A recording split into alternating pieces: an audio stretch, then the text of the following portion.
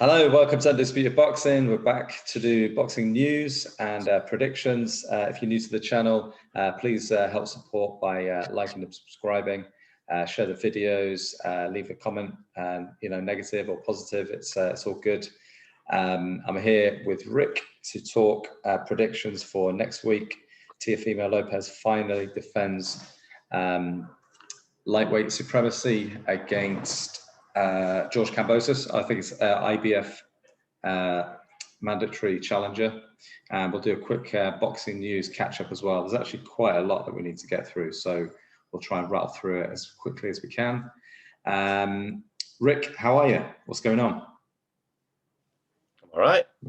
Yeah, I'm in a different room because my kitchen's being done. I know. Yeah, we're missing the kitchen. Yeah. So it's been done at the moment. So I don't know if I'll be there. Well, I suppose we'll do another video probably Sunday. I'm not sure if it'll be finished. We'll see. Okay. Yeah. Keep us updated. So you can do your prediction first. I always go first. Well, I think I'll be honest. I haven't really seen a lot of Kambosos. I obviously saw the Lee Selby fight. I wasn't hugely impressed with him. I think he beat Selby on a split. It was a split decision in the end, wasn't it?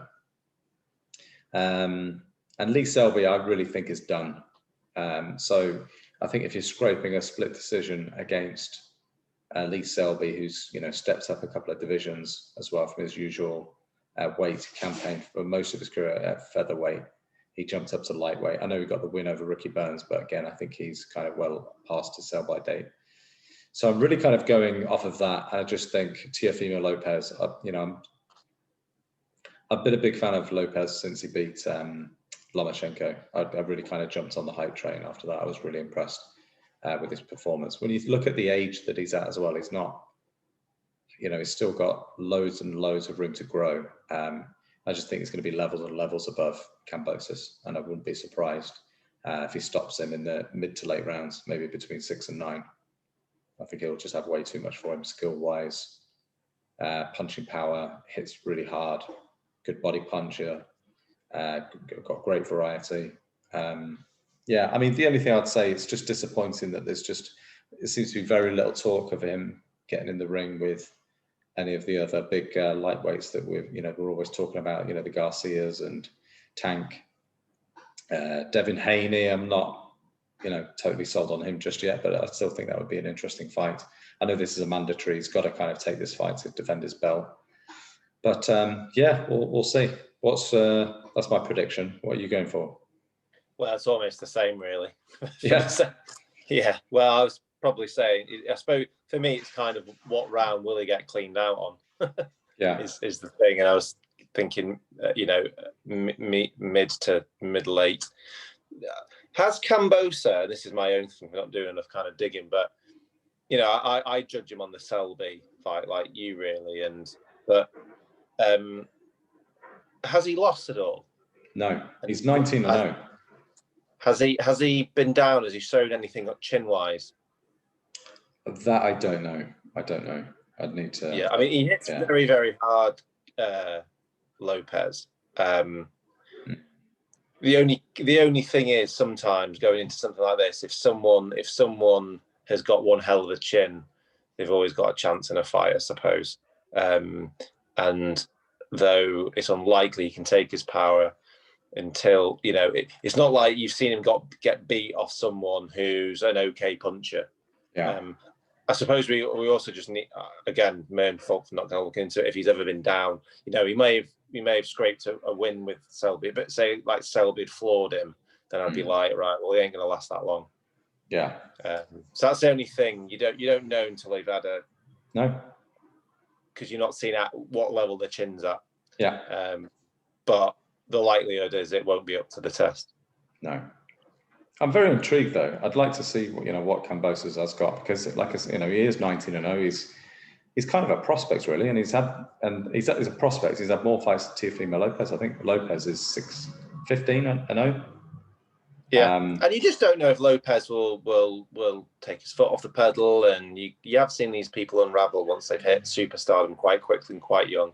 So, I think you're right. It's intriguing, and Not like I'll be getting up for it, but if it was at a decent time, I'd definitely watch it here, because it's like, well, you're likely to see Lopez banjo him, and if not, you'll be surprised, which is also a good thing. Yeah. But you'd have to say that he's got an awesome, if he does beat him or stop him, then that resume for somebody of his age, who is still very young, 25, 26, he's already beaten Lomachenko, who's going to go down as an all-time great. And Richard Comey, he stopped in, I think, round 3 or 4, absolutely starched him. And nobody had done that to Richard Comey. That was just before Lomachenko, I believe. So, yeah, I'm really impressed. I mean, I know he talks a lot and there's a lot of back and forth on Twitter and a lot of people get annoyed with that. But that's part of being a boxer these days. You've got to kind of clout chase a little bit. I do think he's been a little bit disrespectful towards Josh Taylor, saying he's a coward and all that kind of stuff. I think he does need to calm down a little bit there. I mean, Josh Taylor has done it the hard way. Why would he? What does he get from beating somebody that's a division below him? And he can't get down. He can't get down to 130. No. He's probably tight at 135, and he's more likely to go to 140. So if Lopez, I mean, this is your typical boxing thing, that Lopez knows that. His people know that. So it's easy to shout it out and start, causing things, because the fight can probably never happen. Yeah. And that, when you've got great fights in your own division and you're not talking about them, that's what kind of frustrates me. Like, there's no talk about Tank or Haney or Garcia. He's talking about other people in other divisions. And the others are guilty of it as well. But in other divisions that they're never going to jump into, and Taylor's never going to jump down, or not anytime soon. No. I mean, Lopez is young, so he may go up there, but I think he naturally will. I think ultimately all 4 of those that we've talked about, I think they will naturally go up to light welterweight, maybe even welterweight. They're big guys. Yeah. Just while we're on the subject, one thing I was going to say is that this is on Triller, isn't it? Yes. Yeah. It is. Michael Hunter's on the card. Say again? Michael Hunter is on the card. Oh, yeah. Fighting someone I've not heard of, so that will be a straightforward thing. Yeah, he must have like a 3-fight deal or something like that. I'm not sure how it's worked,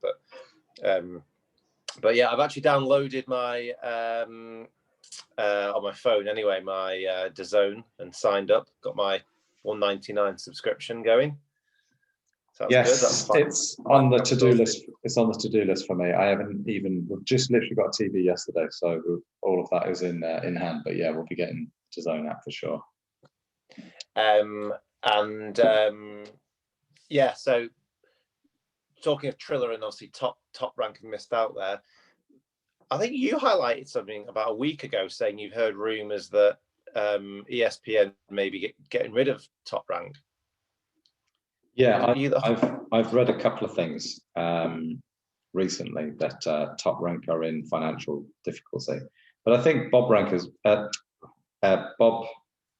Arum has been quite open about wanting to sell Top Rank for a while. It's, for a couple of years, he's been looking to kind of let it go for the right price. And yeah, I think there's been a couple of sort of financial difficulties. I think that was one of the reasons why the Terence Crawford Manny Pacquiao fight sort of collapsed, because that was very close to being agreed, but then they couldn't get the money together. And there's a couple of other things as well. I don't think they're able to pay Fury for his one of his fight. Yeah, I think there's seems to be a lot of chatter. I mean, a lot of it's obviously hearsay. There's nothing, it's all anecdotal, but. It's weird Bob selling it now. What's he going to do? Enjoy that money in his 90s? It's awesome. Yeah. Well, I mean, if you'd think he'd have done it 15, 20 years ago. Why does he need the hassle and aggravation? Yeah. But good news for Top Rank. They have sold some rights. I don't think I know how long it's for, but they sold rights to Sky Sports. So Sky Sports are getting international fights from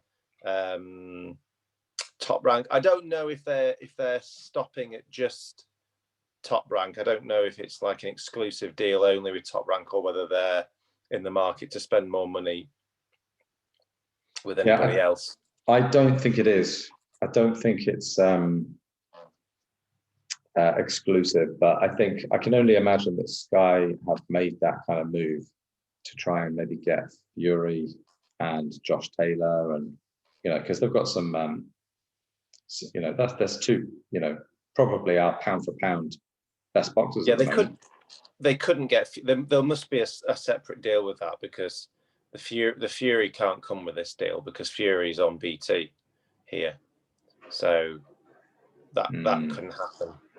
I mean, well, I don't know when deals run out, but at the moment, my understanding would be if you get top ranked fight with Fury, and you wouldn't, Sky wouldn't get that. But to be honest, not many people ask any questions about that, but that must be the case. What I meant actually is are they being exclusive? Is that their exclusive international promotional link up? I know they've confirmed that they're going to be looking at others for the UK. Yeah, I've heard that as well. Yeah. So I don't think it's going to be an exclusive agreement. I think they'll just maybe shop around a little bit, or maybe put a few shows on and see what other people can do. Yeah, Hennessy might get another look in. Yeah, I mean, you never know, but it's a massive loss for Sky. You have to say that with the the Eddie Hearn mouthpiece, and the biggest loss really is Anthony Joshua. Let's not make any bones. I mean, he's the biggest pay-per-view star, a freak in terms of numbers. That's not official yet. Is it not? No. You'd have to think he's going to go with them, though, wouldn't you? With the money Possibly. that they've got.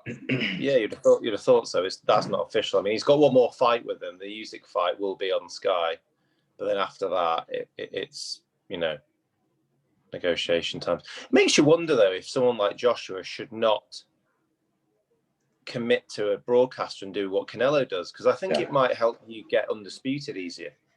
Yeah. You'd have to say. I mean, look at the politics that and he's not really exclusive to a network overseas. It's just in the UK.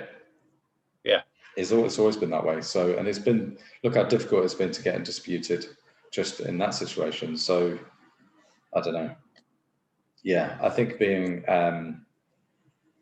just being your own guy, just being your own man, not having to worry about sort of networks. But I don't know. There still seems to be a lot that stops it from happening. Seems like a real pain in the arse being undisputed because of all of the mandatories that you have to kind of fend off.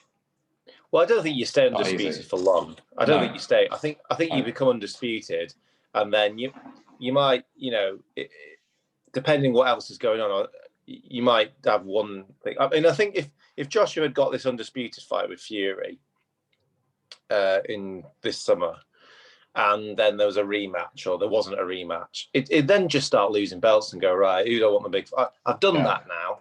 Who don't want the big fights? Who don't want the big fights with? Yeah. Right. I'm pretty sure that it'll be looking after White, it'll be going, right, I'll have White next. Yeah. That kind of stuff, because it would, So I think you don't hold on to undisputed. I think you just, even though you start losing belts, I think you're just seen as it anyway. Yeah, for sure. Unless you move up. Just while we're on the subject of people not being trying to get undisputed and not sticking with one network, the Canelo and Plant stuff seems to be sounding positive at the moment, but I think DAZN are putting together a package that they're going to show next week, and they're assuming the other side are doing it. My big worry in this is that because even if it depends, but say like, I don't know, say like DAZN say, right, 75 million and it's 25% to Plant or whatever, and then Thingy come and go, well, 60 million. I think we were saying before, we could well see a world where they just say, PBC were saying, well, if you don't go with us, you're not having it. Yeah. And Canelo may just still go, right, well, actually 15 million difference. What do I care? I want to be undisputed. But my bigger worry is that they don't do that. They go, right, you can have the fight if you sign a 3-fight deal with us. And that's the one thing I don't think he'd do. Yeah, I wouldn't necessarily be totally against that because they've got some great matchups for him with PBC. You've got David Benavidez, you've got the Charlo brothers, maybe even an Errol Spence could step up. He's very big at welter. I mean, yeah, that could be. If it makes the fight, it's great for us, but I just don't think he'll do it. No, probably not. Probably not. I just can't see a world where PBC let one of their top fighters fight on another network. I can't remember the last time they actually ever did it. I think one of the last times they did it was probably Andy Ruiz when he fought Anthony Joshua. But that's a big cash. That's a big check, isn't it? They can't not let Ruiz fight for a world title in that situation. But that's the last time I can recall a top PBC fighter fighting on another network. Wasn't on Showtime or Fox as it is now. Yeah, I don't know what the Charles Martin fight was. What was that? What was that? That would have been. Yeah, but wouldn't but PBC Fox may have shown that in America, mightn't they? Possibly. I think Anthony Joshua actually had a deal at the time, didn't he, with Showtime? Because this is pre-DAZN. This is pre-DAZN. Yeah. Yeah. I don't know. I mean, it looks bad though if PBC deny him that fight because Caleb Plant will never get a chance to earn something like this again, and he'll just make everyone go, "Well, fuck that." So I know we spoke about this before. Povetkin retiring feels about right. Yeah, I mean it's massively on the cards, wasn't it? I mean, and there's plenty of fights that could have still been available to him because he's a huge name. But I mean, the drop off in performance between Dillian White 1 versus Dillian White 2, which was maybe 6 months apart, was it in the end? And the drop off was staggering. But yeah, I mean, what an amazing career that he's had. Obviously, he's had his problems, but always he had a bit of an awesome summer as well with the fights that he had on Matchroom after fighting AJ, which was a mandatory challenger. He went on and fought. He had some really big fights, didn't he? He was almost like a gatekeeper, wasn't he, to that world level? Well, he fought, and I'm not naming them all, but he fought Hunter, he fought Fury, Pricey. He fought Price. Yeah, I think that was before AJ, the Price fight. He then obviously fought White twice. So yeah, good run. Fight card or fight camp. I was slightly underwhelmed, I think. I was massively disappointed. Yeah. Considering, this is where, we have to give Eddie Hearn a bit of credit. He is very good at selling. He sold us Lewis Ritson as the Geordie Golovkin. So, I mean, I'm looking at it now. A lot of people predicted Conor Benn, Adrian Granados. I do think that's a very good fight for him. But I'm not jumping out of my seat on it, to be honest. There's a few that you could pick out, but I think the second week's very poor. Kid Galahad versus Jazza Dickens as a headline. Yeah, and I think my annoyance a little bit here is I don't even think I'd watch that. No, I get the feeling I was promised better cards than last time because of the DAZN money. I think I've got worse. And I know one of them was pay-per-view and Dillian White and that, and it was almost working its way towards that. I actually wouldn't have minded if they'd done that. If they'd had 3 cards and then worked their way to a pay-per-view, a massive pay-per-view fight. And they're getting crowds this time. I know it's only like 1,000 or whatever, but still. I'm just not this. Fight camp. It just feels a bit gimmicky now. Saying, "Oh, we're going to bring back fight camp," and it was all a little bit cringy as well. The first time around, it was a little bit fun, and I was just very interested in the Dillian White Povetkin card. But when Eddie Hearn starts talking about this is a big moment for boxing, it's okay, settle down. I remember him saying that. I was thinking, okay, look, there's other people that are putting shows on as well. It's not just you. It was inventive, and I enjoyed it because it was different. And to be fair, under the circumstances and all that. But And I have no issue with them doing it again. But I was expecting more. I was. You know, and this feels less. This feels a weaker fight camp than last year, and I was promised more. So it's always like fight camp last time was 6 out of 10, and I was expecting like 7 or 8, and I've got 5. That's what it feels So like. you had Sam Eckenton was fighting against was it Ted Cheeseman? Yeah, that was a good fight, and that was something I was looking forward to. I was like, that's going to be a very good fight. But yeah, this is missing that. This is missing a headline pay-per-view worthy kind of fight, like a White Povetkin. It's missing that, and I don't think they're going to add anything like that to it because the 3 headline acts have already been agreed upon: Conor Benn versus Adrian Granados, Kid Galahad versus Jazza Dickens, and then Joshua Buatsi versus somebody I'll be honest, I've never heard of this guy. Have you heard of this guy? No. See, I do you know what? Those 3 fights you mentioned, then the headline fights, I was expecting that to be part of one card. Yeah, I was. If that was if those 3 were like, if it was like, Conor Benn, then Buatsi, then that fight, and then some of the others, I'd have been like, well, that's pretty good for fight camp 1. Yeah. But he did a whole kind of release party for it today, and yeah, I don't know, I'm a bit deflated about it really, because I was like, there's not much else to look forward to other than that. There's not many of the fights that have been announced yet. I know we're still waiting on Usyk and Joshua, and obviously I'm looking for, I'm talking myself into looking forward more so now, Wilder and Fury. But that's like sunk my ship a little bit. The Anthony Fowler's fight against Roberto Garcia. Who is that? Do we know who that is? No. Wardley. Again, there's a few fights people on there with no, they're not actually fighting anyone yet. So Wardley, I'm keen to see who he's fighting, but I just get the feeling it'll be. Well, it depends who he's fighting, but if he beat who did he beat last time? What's his name?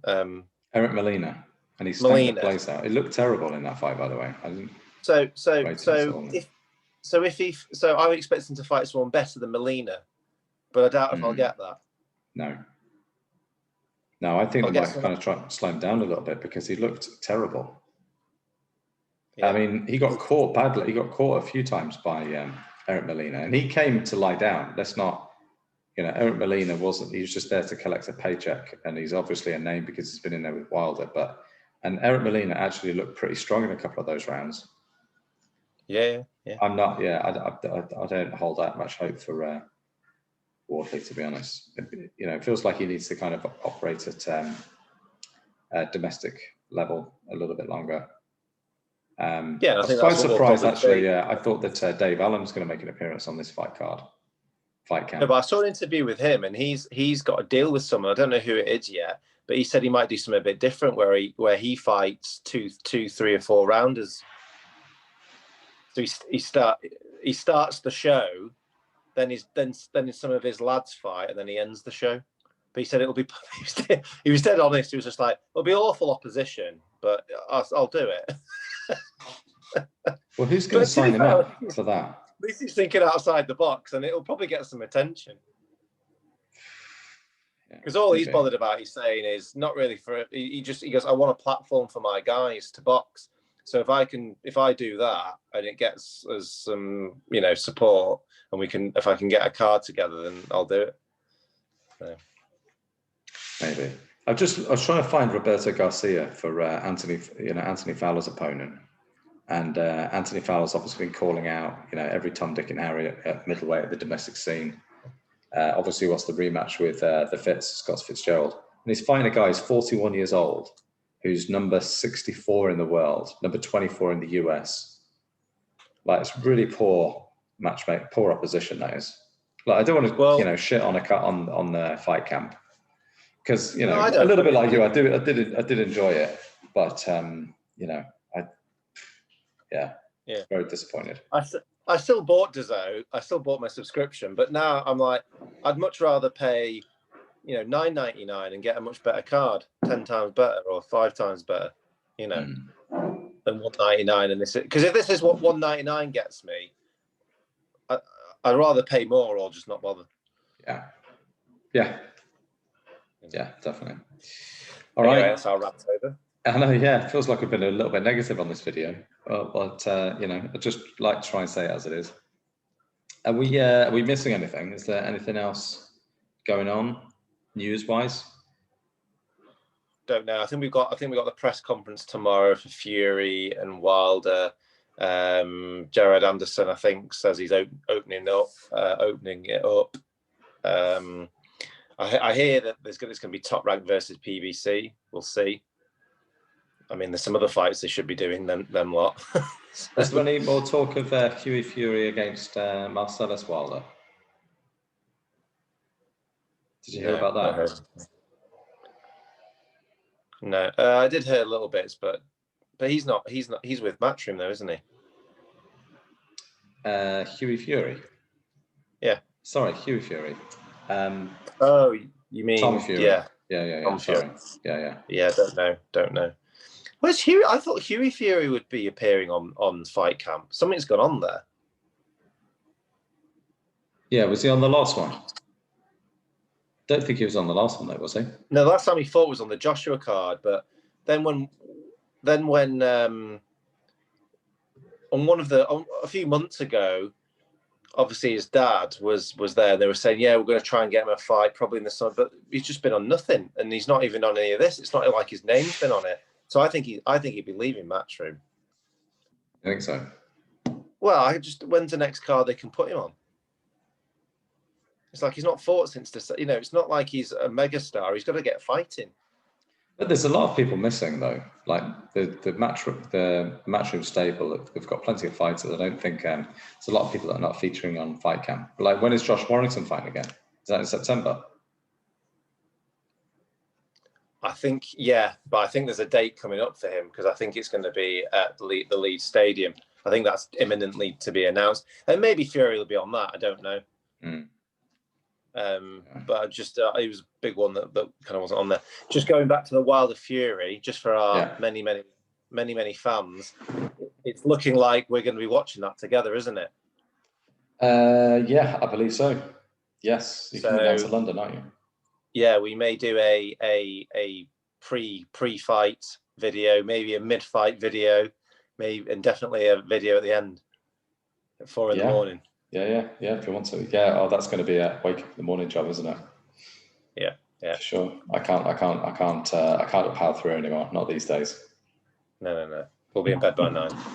You just have to make sure your kids don't wake up and get away. Yeah. That's just lifetime work, that is. Okay. All right, cool. Let's wrap it up. It's getting late. Thanks everybody for listening. All right, take it easy.